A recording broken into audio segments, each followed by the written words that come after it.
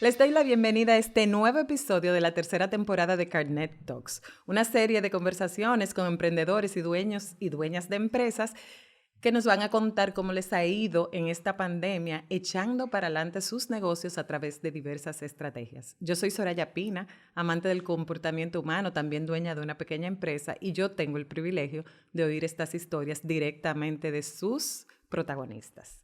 Hoy tengo a Alex Rojas. Encantado, Soraya. Qué placer estar aquí con ustedes.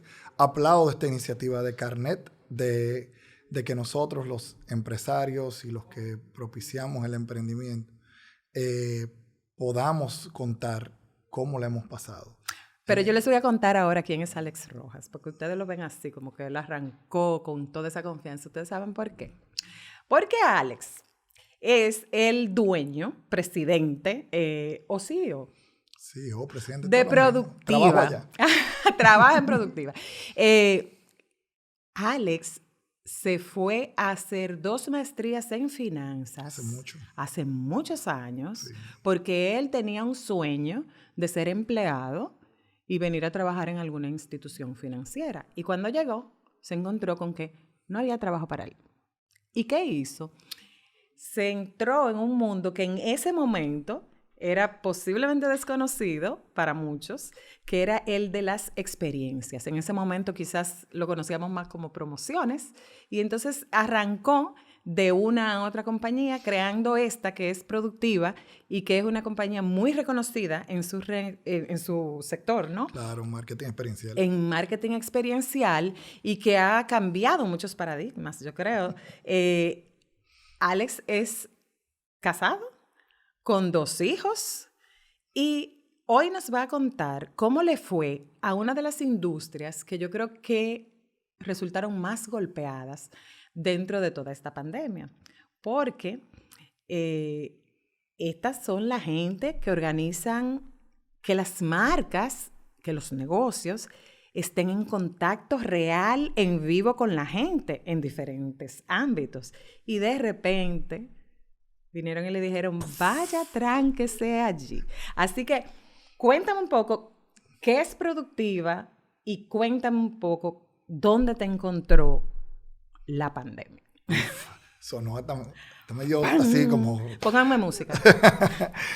Bueno, te cuento un poquito primero de Productiva, del marketing experiencial y luego hablamos de la parte trágica, entre comillas, que ha sido esta pandemia del COVID-19 y en el mundo de los eventos, claro. Primeramente, Productiva es una agencia de marketing experiencial. Ya tiene en el mercado 14 años. Cumplimos 15 ahora a final del 2021. Un recorrido interesante. La verdad, empezamos, como tú bien dijiste, en el mundo de las promociones, y ahí fuimos migrando hacia los eventos. Y después nos dimos cuenta que todo se unía en un mismo concepto, que era marketing experiencial. O sea, lo que los clientes querían era presentar sus productos a los clientes o aumentar su volumen de ventas a través de experiencias con los consumidores. Correcto. Y la palabra experiencia suena muy bonito en un diálogo coloquial, pero cuando tú te vas a lo que experiencia requiere, y ahí cruzamos de una vez a lo que es a cómo nos afectó la pandemia, nos vamos que experiencia lleva interacción.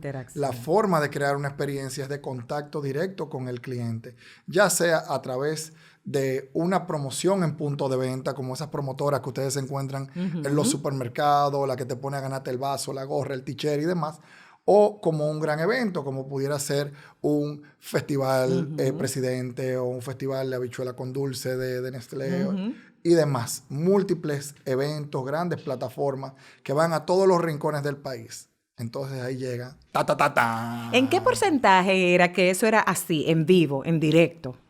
¿Cómo en qué porcentaje? En un 100%. 100%. En un 100%. O sea, aunque todas las plataformas digitales, virtuales y demás son un hecho inminente al cual llamamos el futuro cercano, de repente la pandemia la convirtió en el futuro, en el presente real. En el hoy. Hola, ¿cómo tú estás? Pero vamos a hablar de eso en un momentico. Sí. Primero hablemos de cómo nos afectó, cómo marzo del 2020 cambió todos los planes que se tenían en aquel momento en torno a lo que eran las activaciones promocionales y de eventos. Acabamos primeramente de salir de febrero de los carnavales. Los carnavales. Y ahí en carnaval, o sea, La Vega, increíble. Santiago también, con, bueno, Altiz, presidente. Un sinnúmero de marcas activaron con nosotros todos los carnavales y nos fue muy bien. El 2020 arrancó, allá arriba. Sí. Y luego venimos marzo y ya tenemos todo planificado para la Semana Santa, que es el otro seasonality que nos toca de promociones luego de carnaval. Y para Semana Santa ya tenemos nuestra plataforma Beach Fest, que iba para Punta Cana, Juan Dolio, Cabarete, Terrenas. Teníamos ya todo planificado y de repente aparece esto. ¿Y qué es lo primero? Hay que cerrar todas las plataformas. Bueno, primero hay que cerrar todo lo que tenía que ver con contacto directo. Hay que poner a nuestra gente a salvo. Hay que tratar de evitar que el virus se expanda. Y creo que se tomaron medidas muy certeras en torno a cuidar a nuestro pueblo. Con la pandemia se han seguido tomando muy buenas medidas, pero la razón principal de la medida, ¿cuál era? ¿Cuál era? Dime. Dime tú. La razón principal de la medida era el distanciamiento social. Y el confinarnos a nuestros hogares y el no contacto físico con los demás. Se cerraron, no sé si recuerdan, se cerraron los establecimientos. O sea, exactamente lo contrario a lo que hacemos. De lo que tú haces. Totalmente. Entonces, con ese plan de marzo delineado, seguro otros eventos de más ya teníamos largo verano plazo. Totalmente claro. trazado. Distánciense. Aléjense. Confínense. No entren a estos lugares que sí se van a quedar abiertos y donde sí van a venir algunos consumidores, pero no puedes entrar. Entonces, acercarte a alguien era algo inconcebible. Correcto. Y así lo entendimos. Y ahí es donde nos reunimos el equipo y decimos, ¿y ahora qué hacemos? Primero todo el mundo para su casa. Vamos a trabajar desde casa todos y mucho Zoom y mucho House Party y mucho Teams y todos los sistemas de reunión empezamos a utilizarlo a ver cuál era el que más convenía para igual empezar a hacer los meetups con nuestros clientes. Correcto. Ahí vino lluvia de ideas y bueno, y cómo sustituimos el Festival de la Habichuela con dulce y cómo sustituimos el verano Empezaron presidente. De una vez a pensar en cómo lo sustituyo. De una vez. ¿Por qué? ¿Qué los movió a que eso fuera tan inmediato? Porque viendo la perspectiva global, si algo tuvimos claro desde un principio, es que esto no era cuestión de un mes, que no era cuestión de un par de meses, que como decían algunos en aquel momento, el verano iba a llegar de nuevo súper bien. Tuvimos claro que mínimo diciembre íbamos a llegar con la parte de la pandemia. Entonces, ahí decimos, bueno, si no vamos a tener promociones presenciales hasta diciembre, vamos a ver qué podemos hacer y ahí migramos automáticamente a los eventos virtuales. Okay. Vimos qué se estaba haciendo en España, qué se estaba haciendo en Brasil, qué se estaba haciendo en México, qué se estaba haciendo en Estados Unidos. Y ahí empezamos a ofrecerle a los clientes, mira, vamos a empezar a hacer engagement de esta forma. Ok, o sea que ustedes buscaron un benchmark que le llamamos. Totalmente. Porque usamos muchas palabras en inglés, en marketing, pero es como una referencia internacional. ¿Cómo educaste a tu equipo? ¿Cómo educaste a los clientes para que entendieran que esas cosas que quizás hasta ese momento no se habían usado para generar esos resultados que ustedes buscan, se podían hacer? Bueno, te cuento. En ese sentido nos dividimos en subequipos, como en pequeños comités, petit comité. Y esos pequeños comités tenían que venir con posibles soluciones. Okay. Y cada comité, cada grupo, cada equipo trajo una plataforma distinta. Uno vino con las convenciones virtuales, donde se montó completamente los auditorios y las exposiciones de una manera virtual. Eso lo conseguimos con unos desarrolladores en Sudamérica. Luego igual vinieron las convenciones híbridas, donde también teníamos una parte virtual, una parte presencial, obviamente siguiendo todos los protocolos del lugar. Igual con con nuestra gente de Mercasit arrancamos algo muy bonito y con el chef José Andrés y soporte igual de Propagás y de un sinnúmero de empresas, empezamos igual a repartir un menú específico de alimentos a todas las personas que estaban ayudando con la pandemia en ese momento. Y ahí también salió una plataforma nacional donde sí había un engagement con un buen fin, pero con un extremo control de protocolos y demás. Excelente. También de ahí que salió, ya dominando todos los protocolos de la pandemia, todos los protocolos de higiene y de distanciamiento, entonces ahí empezamos a aplicarlos a las empresas. Las empresas lo de nosotros era el marketing, pero también cada uno de nuestros clientes tiene 2,000, 3,000, 4,000, 5,000 empleados. Correcto. Y tenían que seguir produciendo. Entonces decimos, bueno, si ya dominamos todos los protocolos, ahora vamos a ofrecérselo a los clientes y a sus asociados. Entonces ahí empezamos a hacer activaciones para los colmados, donde toda esa mampara que ustedes ven al día de hoy en los colmados, gran parte tuvimos que ver nosotros. Kits sanitarios para los establecimientos de venta también. Nos metimos en mascarilla, nos metimos en desinfectantes, nos metimos en todo lo que tenía que ver con mantener la operación de nuestros clientes. ¿Por qué? Porque siempre tuvimos claro una cosa, y es que el marketing depende de la marca, pero la marca depende del producto y el producto depende de la empresa. Si la empresa no sobrepasa la pandemia, entonces se caen todas las que acabo de mencionar. Suena como que son muchos equipos. ¿Por qué? O sea, como que tú tienes mucha gente ahí adentro. Háblame de eso. Sucede que Productiva como tal es una agencia que superaba las 150 personas en trabajo. ¿Qué pasa? Para una agencia tan grande, mantenerse en un esquema de un año confinado, de un año con los niveles de trabajo, vamos a decir, restringidos, sí, es difícil mantenerse en el mercado. Entonces, ¿qué hicimos? Nos dividimos en equipos que representaban más o menos como agencias boutiques. Y esas agencias boutiques laboraban como una agencia per se, pero mucho más chiquita, de manera que pudiera poner mucho más enfoque a los detalles. Y de ahí sale un plan donde los equipos que sobresalieron y sus líderes se independizaron hasta formar empresas independientes. Y esas empresas... ¿Fuera de Productiva? Fuera de Productiva. Fueron saliendo y en vez de proceder a liquidar personal, como le pasó a muchas agencias a nivel global, lo que hicimos fue, vamos a... obviamente, liquidar para que esa gente pueda subsistir y recibir lo que le corresponde legalmente, pero automáticamente salen, ya están formados, ya son nuestros, ya tienen todos los conocimientos que Productiva ha empleado en el tiempo. Vamos a formar pequeñas agencias boutique. O sea, lo que yo estoy oyendo es que en medio de esto, ustedes generaron una cantidad de emprendimientos. Correcto. Desde ahí. Y ahí descubro mi verdadera pasión y lo que quiero dejar como legado. Y no era ser banquero, qué sé yo, financiero, dime. Eso era lo que me sonaba bonito en tiempos de universidad, que me ha servido de mucho.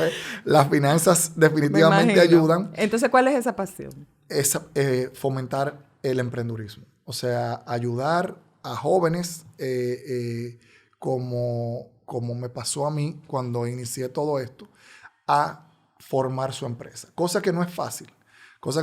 Pero y menos en medio de una pandemia. Obviamente, pero entendemos que la pandemia no sería por siempre y que un momento de donde el mercado estaba rezagado era el mejor momento para empezar pequeño y ir creciendo, y sobre todo a los líderes, a esos jóvenes que ya hoy son empresarios y dirigen sus pequeñas agencias.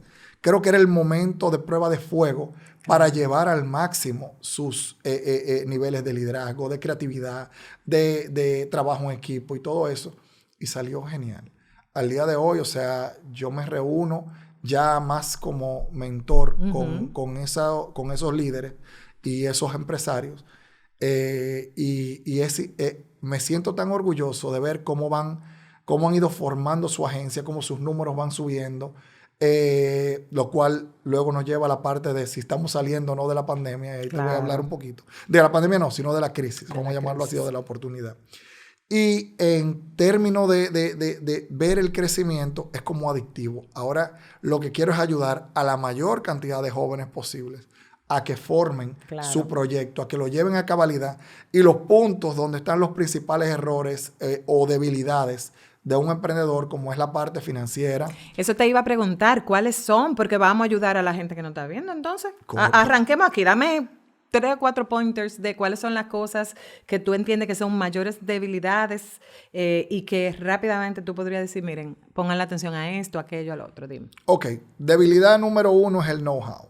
El know-how o el conocimiento que, aunque hay mucha información, tanto en las redes como en los podcasts, como en las plataformas digitales, organizar esa información no es fácil. Entonces, cuando tú tienes a alguien que te guía, que te dice con experiencia, mira, aquí te puedes caer, aquí no, forma el equipo así, ve creciendo así. Esa parte es fundamental y el know-how, número 1, lo damos. Número 2, la parte financiera y el dinero, ¿dónde sale? Porque arranca una agencia y dura 6, 7, 8 meses jalando aire. Es duro. Así es. Sin un salario. Viviendo del sueño. Viviendo del sueño, a veces con una familia que mantener, a veces con necesidades puntuales de supervivencia. Entonces, en esa parte también tenemos un fondo y una fundación que se llama Primeros Pasos, que ayuda a impulsar financieramente esos negocios y asesorarlos financieramente. Igual hay una empresa que se llama Gesprofi, que se encarga de llevar las finanzas de esas pequeñas empresas, porque cuando tú eres chiquito no tienes la fuerza, vamos a decirlo así, o el músculo para pagar lo que requiere el nuevo sistema fiscal. Y ahí voy a pasar el impuesto, pero ahora tiene que tener un contable, un asesor contable, un asesor fiscal. Y todo ese tipo, ¿cómo tú pagas todo eso? Entonces también tenemos Gesprofi, que ayuda a impulsar eso. Luego la parte fiscal, que es donde la mayoría de la gente, lo voy a decir llano, se explotan al momento de crear una empresa. ¿Por qué? Porque ya el sistema gringo de que las únicas 2 cosas seguras que tú tenías en la vida era la muerte y los impuestos, ya está llegando a República Dominicana. Ya llegó hace mucho. No, yo creo que todavía hay gente como que se cree que no. Sí. Pero el tema de los impuestos es súper importante. A veces tú crees que te estás saliendo con la tuya y cuando el negocio está allá arriba, hablamos mucho en algunos de los episodios, sí, claro, sobre la necesidad de formalizarse, sobre las ventajas de formalizarse, que en principio se pueden ver como un problema y déjame salirme con la mía, déjame aplicar algún tigueraje. Que tengo un truco. Pero después, como tú dices, en materia de impuestos no hay truco. No hay truco. Obviamente, hay múltiples formas de reducir el impacto fiscal. Si tú te asesoras. Y ustedes colaboran en eso. Totalmente. Te decimos, mira, la forma como se debe presentar es esto. Esto sí es un gasto. Esto no es un gasto.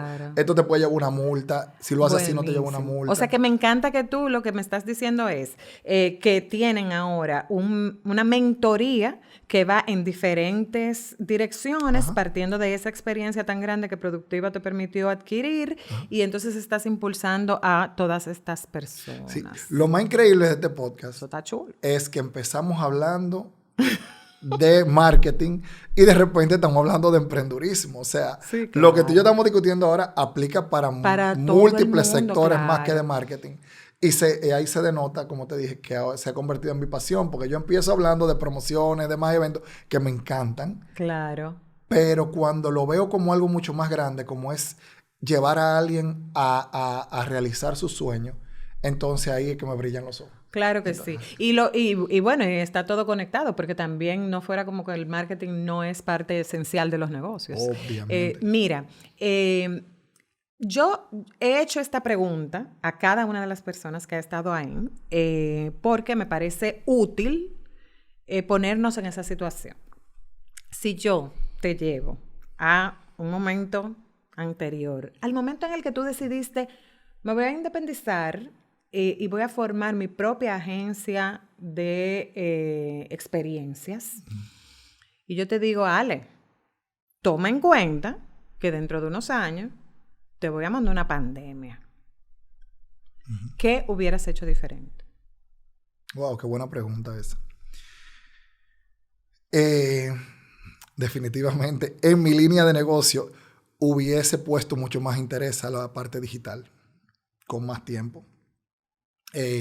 Siempre lo dejábamos para después. No, vamos a dejarle digital a las agencias digitales y demás. Hoy en día en marketing, en comunicación, no hay nada que no sea tocado por la arista de digital, vamos a llamarlo así. O sea, tenemos, debe ser ya parte integral de toda la plataforma de comunicación, porque es por donde la gente está recibiendo el mensaje. Y obviamente, sabiendo que venía una pandemia que lo iba a acelerar de esa forma, hubiese, mejor dicho, explorado esa área más a fondo y la hubiese ignorado menos. Gracias a Dios nos montamos rápido en el tren, pero hubiese sido más chulo estar montado en el tren cuando llegara. Número 2, el equipo lo hubiese preparado con antelación para el trabajar desde casa. En vez de estar invirtiendo en construir edificios, oficinas y demás, hubiese invertido en software que me ayudara a integrarnos virtualmente en esa oficina virtual y ver cómo se manejaba un híbrido en una situación donde no pudiéramos ir a la oficina. Nosotros tenemos la oficina en el Fernández, y ahí le mando un saludo a nuestra alcaldesa. Se inunda muchísimo eso por ahí. Y cuando se inundaba, yo decía que éramos como Mont Saint-Michel en Francia, que cuando la marea estaba bajita éramos una montaña y cuando la marea está alta somos una isla. Y decíamos, inclusive en la oficina le pusimos la casa del lago. Entonces, cuando se inundaba no teníamos dónde trabajar. Me gusta el buen humor. Sí, claro que sí. Entonces, en ese sentido también hubiésemos explorado más el working from home, que aunque éramos muy flexibles, hoy en día nos hemos dado cuenta que el rendimiento se mantiene entre un 80-100% con el working from home y los costos sí se ven, sí se reducen hasta en un 50%. Entonces ahí es esa parte de la rentabilidad. Y lo más importante, hubiese empezado a fomentar esas pequeñas empresas con muchísimo más tiempo de antelación. Esas 3 cosas hubiese hecho antes. Maravilloso. Me parece muy importante todo eso que tú estás diciendo. Y qué bueno que tenemos la posibilidad ahora de sentarnos y reflexionar y decir, bueno, esto es lo que hubiera hecho. Ahora, contigo me gustaría explorar un poco cuáles tú entiendes que eran las barreras internas para no hacer eso, porque como tú muy bien dices, lo de digital ya estaba ahí. ¿Qué nos impedía movernos antes? A ti, que eres un tipo duro en finanzas, que ya tenía mucha experiencia en tu área, ¿qué te impedía como que dar ese paso? Que quizás esto ya era una idea que tú tenías. Mira, ¿Qué pasaba? Hay un libro en marketing que se llama, no sé si tú lo has leído, se llama Si Funciona, Rómpelo. Muy interesante. Yo no me lo he leído porque desde el título no me gusta. Yo, aunque soy muy abierto y tengo mi creatividad, creo que si algo está funcionando, hay que tratar de mantenerlo funcionando y obviamente ver otros enfoques que pudiesen funcionar como eso. Y ahí la respuesta a tu pregunta. Todo iba funcionando demasiado bien. Obviamente, sí, la parte de crear las pequeñas empresas sí estaba, ya ese plan de fomentar el emprendurismo estaba desde hace unos 3 años. Y eso fue lo que ayudó a que se implementara tan rápido. Exacto. Y funcionara tan rápido durante la pandemia. Pero luego las otras cosas, yo realmente en el sector siempre he respetado mucho los diferentes lados. Las centrales de medios son las centrales de medios, el ATL es el ATL, los medios convencionales. Yo decía, no, yo soy marketing experiencial. Correcto. Y me voy a fortalecer en marketing experiencial. En tu industria hay unas divisiones Obviamente. Que siempre fueron muy respetadas. Ajá. Sí, yo entiendo cómo eso puede haber y ahí habían 2 o 3 agencias en digital y yo decía, no, déjame mantenerme enfocado en mi marketing experiencial y si quiero digital, entonces recurro a eso. Si quiero PR, recurro a esto. Y ese respeto a los demás espacios que dejaron de ser espacios adyacentes y se convirtieron en espacios integrales, fue quizá lo que me mantuvo de no explorar esas otras áreas. A mí me encantaría oír de ti una recomendación para las personas que en otras industrias tienen todavía una reticencia, ya sea personal o corporativa, a integrar tecnología, a integrar soluciones digitales para replantear su propuesta de valor. ¿Qué tú le puedes recomendar como una persona que fomenta todo este espíritu emprendedor y que veo que te mueve muy rápido hacia el cambio, para que reconsideren esas posiciones? Te voy a hacer 2 recomendaciones. Una en torno a lo que tú me acabas de preguntar, a integración de nuevas tecnologías y nuevas formas de trabajo. Y la otra en torno a lo que son los equipos en general y el mantener las compañías a lo largo del tiempo. Número 1, si la pandemia no te enseñó que la tecnología es totalmente necesaria, es difícil que cualquier cosa que yo te diga te haga cambiar de opinión. Pero bien, solamente piensa que esto puede volver a ocurrir. Si tú piensas y mantienes en tu mente que esto puede volver a ocurrir, entonces automáticamente vas a decir, a mí no me van a agarrar asando batata. Déjame empezar a integrar la tecnología a mi estructura. Déjame empezar a impulsar formas que el equipo pueda trabajar desde casa. Y algo interesante que le gusta a cualquier empresario, déjame ver cómo reduzco costos utilizando los nuevos sistemas. Definitivamente con esas 3 yo creo que tú puedes. Y la segunda recomendación, señores, y a mí me ha funcionado muy bien, identifiquen esas joyas que ustedes tienen en su compañía. Identifiquen esos potenciales emprendedores que tienen trabajando para ustedes y no le corten las alas. Mejor, traten de potencializar esa vena emprendedora. Vean qué áreas de su negocio ustedes no les están poniendo la atención necesaria y traten de que ese futuro emprendedor asuma como socio esa área del negocio, la crezca y de por ende ahí van a tener un beneficio económico ustedes y lo más importante, van a hacer el sueño de un joven o de un futuro emprendedor o de un emprendedor nato como tal, realidad. Dime. ¿No te da miedo? ¿El qué? Nunca te dio miedo. Tú miras para adelante, ¿no te da miedo? Claro que sí. Yo creo que, ¿sabes que yo digo que trabajé en teatro, pero en realidad yo lo que fui extra con la Pinky cuando era chiquito. Okay. Con Nurín, que en paz descanse. Y decía Enrique Chao que cada vez que uno sale a las tablas, uno debe de sentir un poquito de miedo. Y obviamente yo siento miedo constantemente.